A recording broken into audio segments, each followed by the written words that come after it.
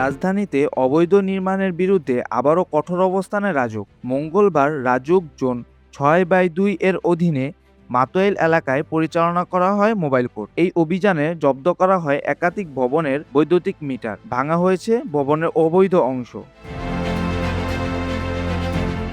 রাজধানী উন্নয়ন কর্তৃপক্ষ রাজুক এর জোন ৬/২ এলাকায় মঙ্গলবার একটি মোবাইল কোর্ট পরিচালনা করা হয়। অভিযানকালে নির্মাণাধীন মোট ১৫টি ভবন পরিদর্শন করা হয়, যার মধ্যে ১৩টি ভবনের বৈদ্যুতিক মিটার জব্দ করা হয়। এছাড়াও নির্মাণাধীন ভবনগুলোর যেসব অংশ অনুমোদনহীনভাবে বা নিয়ম বহির্ভূতভাবে নির্মাণ করা হয়েছিল, সেসব অবৈধ অংশ অপসারণ করা হয়।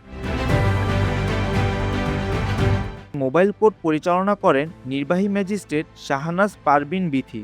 অভিযানের সময় উপস্থিত ছিলেন জোন ৬/২ এর অথরাইজড অফিসার জান্নাতুল মাওয়া, প্রধান ইমারত পরিদর্শক ও ইমারত পরিদর্শক, ডিপিডিসি এর কর্মকর্তারা ও আইনশৃঙ্খলা রক্ষাকারী বাহিনীর সদস্যরা।